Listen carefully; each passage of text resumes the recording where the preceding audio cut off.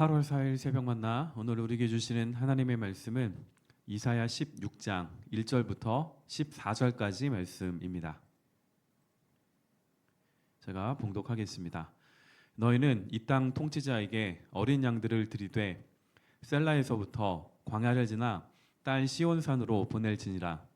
모압의 딸들은 아르논 나루에서 떠다니는 새 같고 보금자리에서 흩어진 새 새끼 같을 것이라. 너는 방도를 베풀며 공의로 판결하며 대낮에 밤같이 그늘을 지으며 쫓겨난 자들을 숨기며 도망한 자들을 발각되게 하지 말며 나의 쫓겨난 자들이 너와 함께 있게 하되 너 모압은 멸절하는 자 앞에서 그들에게 피할 곳이 되라. 대저 토색하는 자가 망하였고 멸절하는 자가 그쳤고 압제하는 자가 이 땅에서 멸절하였으며 다윗의 장막에 인자함으로 왕위가 굳게 설 것이요 그 위에 앉을 자는 충실함으로 판결하며 정의를 구하며 공의를 신속히 행하리라. 우리가 모압의 교만을 들었나니 심히 교만하도다. 그가 거만하며 교만하며 분노함도 들었거니와 그의 자랑이 헛되도다. 그러므로 모압이 모압을 위하여 통곡하되 다 통곡하며 기라레셋 건포도 떡을 위하여 그들이 슬퍼하며 심히 근심하리니 이는 헷수본의 밭과 신마의 포도나무가 말랐습니다. 전에는 그 가지가 야셀에 미쳐 광야에 이르고 그 싹이 자라서 바다를 건넜더니 이제 열국의 주권자들이 그 좋은 가지를 꺾었도다. 그러므로 내가 야셀의 울음처럼 신마의 포도나무를 위하여 울리라. 헷수본이여 엘르알레여 내 눈물로 너를 적시리니 너의 여름실과 내 농작물의 즐거운 소리가 그쳤음이라. 즐거움과 기쁨이 기름진 밭에서 떠났고 포도원에는 노래와 즐거운 소리가 없어지겠고 틀에는 포도를 밟을 사람이 없으리니 이는 내가 즐거운 소리를 그치게 하였음이라. 이러므로 내 마음이 모압을 위하여 수금같이 소리를 바라며 내 창자가 기라레셋을 위하여 그러하도다. 모압이 그 산당에서 피곤하도록 봉사하며 자기 성소에 나아가서 기도할지라도 소용없으리로다. 이는 여호와께서 오래전부터 모압을 들어 하신 말씀이거니와 이제 여호와께서 말씀하여 이르시되 품꾼의 정한 해와 같이 3년 내에 모압의 영화와 그 큰 무리가 능욕을 당할지라. 그 남은 수가 심히 적어 보잘것없이 되리라 하시도다.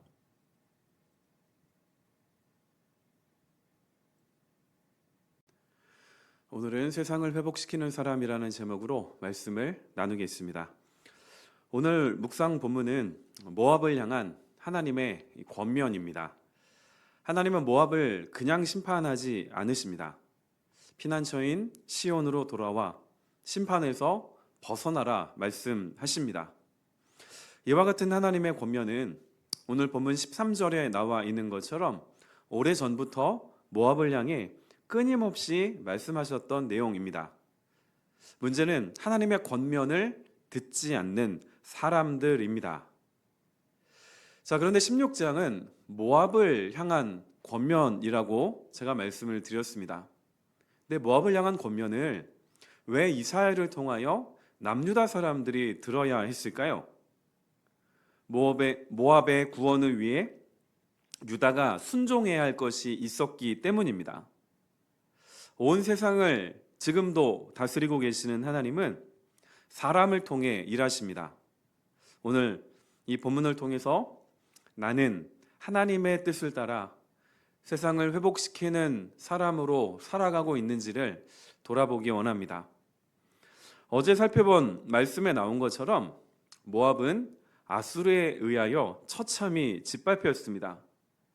그래서 모압의 주요 성읍들은 파괴되었고 그래서 살아남은 자들은 1절에 나와 있는 에돔과의 접경 지역인 셀라까지 도망해야 했습니다. 자, 여기에 아수르는 모압에게 과도한 조공을 요구했습니다. 군사적인 위협과 경제적인 위협이 더해져서 모압 입장에서는 지금 국가 비상사태에 빠져 있었습니다. 그런 모압에게 하나님께서 지금 권면하고 계십니다. 그 권면의 내용은 시온을 피난처로 삼으라입니다. 이것이 하나님의 뜻입니다. 본문에 나와 있는 모압을 구원하시고자 하는 하나님의 뜻이 이루어지기 위해서는 이 두 가지 걸림돌이 있었습니다. 첫째는 모압 사람들이었고 둘째는 남유다 사람들입니다. 걸림돌이 모두 사람들입니다. 먼저 모압은 시온을 자신의 피난처로 삼기 위해 버려야 할 것이 있습니다. 자존심과 교만입니다. 모압이 시온으로 피하기 위해서는 먼저 남유다에게 숙이고 들어가야 했습니다. 그런데 당시 남유다라는 이 나라는 그다지 강성한 나라가 아니었습니다. 모압은 내가 왕년에는 이랬는데를 말할 것이 아니라 지금 자신들이 처한 상황이 어떠한지를 직시해야 했습니다. 자, 이사야는 1절에서 이렇게 말합니다. 너희는 이 땅 통치자에게 어린 양들을 들이되 셀라에서부터 광야를 지나 딸 시온산으로 보낼지니라. 이 말씀은 열왕기하 3장 4절에 나온 과거 모압 왕 메사가 이스라엘 왕에게 새끼 양털 10만 마리 그리고 순양 10만 마리 그 털을 바쳤던 것처럼 남유다를 적대시하지 말고 그들에게 도움을 청해야 한다, 이런 의미로 기록된 말씀입니다. 모압은 지금 자존심을 내세울 그런 처지가 아닙니다. 2절에 나와 있는 것처럼 모압의 딸들은 보금자리를 잃어버린 새의 새끼와 같이 지금 정처 없이 떠돌고 있습니다. 모압이 버려야 했던 또 한 가지는 교만입니다. 6절에 보시면 우리가 모압의 교만을 들었나니 심히 교만하도다. 그가 거만하여 교만하며 분노함도 들었거니와 그의 자랑이 헛되도다. 한 구절 안에 교만이라는 말이 계속 반복됩니다. 우리말로 교만이라고 되어 있는 것만 3개고요. 교만과 같은 의미인 거만과 자랑까지 포함하면 총 5번 반복됩니다. 모압이 얼마나 교만했기에 이렇게까지 말을 했을까요? 모압이 교만했던 이유는 믿는 구석이 있었기 때문입니다.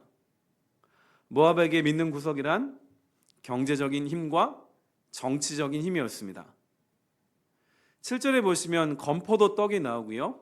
또 그 아래 보시면 포도, 포도원 이런 내용들이 반복됩니다. 왜냐하면 당시 모압의 특산품이 포도였기 때문입니다. 이 포도가 얼마나 맛있었는지는 모르겠지만 그 주변에 있는 국가의 왕들도 모압에서 생산된 포도를 즐겨 먹었다고 합니다.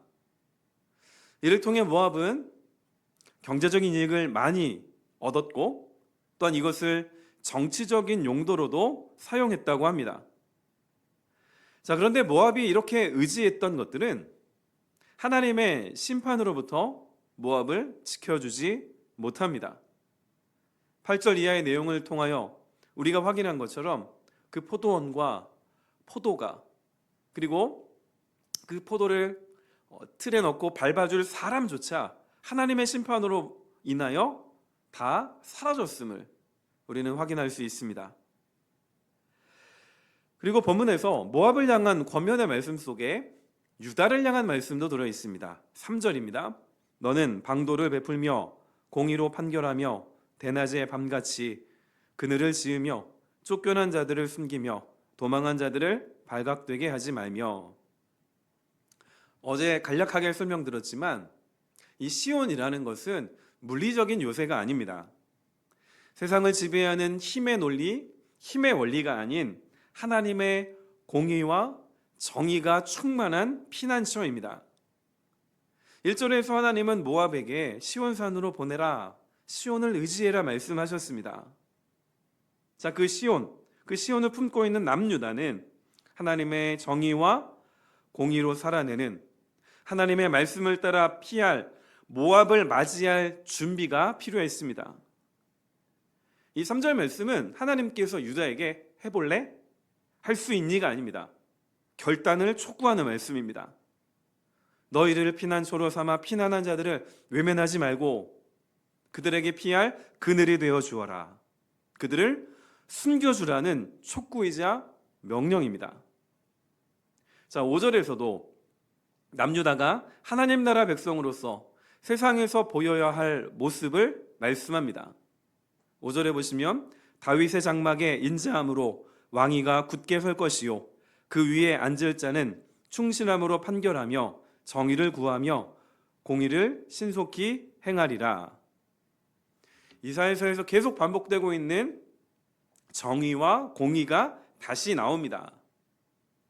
하나님께서 보내주실 그 왕으로 말미암는 통치를 보여주고 있는데 이 통치를 받는 하나님 나라 사람들, 하나님 나라의 백성들의 삶을 통하여 이 세상에 하나님을 알지 못하고 방황하다가 시온을 피난처로 삼아 돌아오는 자들이 바로 그 사람들을 통하여 하나님의 나라의 공의와 정의를 경험하며 그 시온을 피난처 삼아 구원을 얻게 됩니다. 이 삶을 위하여 오늘 우리도 부름을 받았습니다.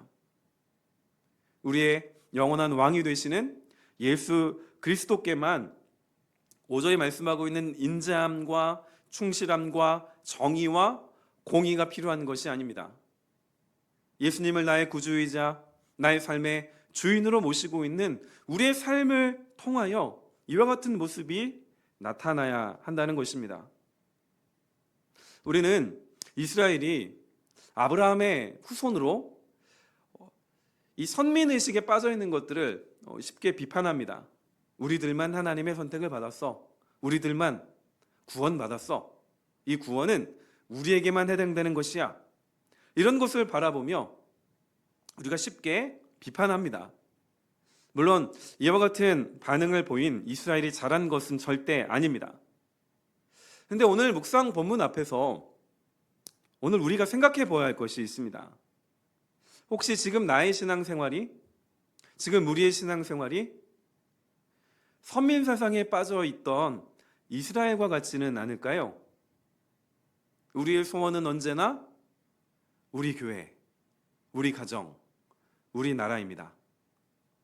본문에서 하나님은 모압의 구원을 위하여 남유다를 향해 모압의 피난처가 되어주라 말씀하고 계십니다.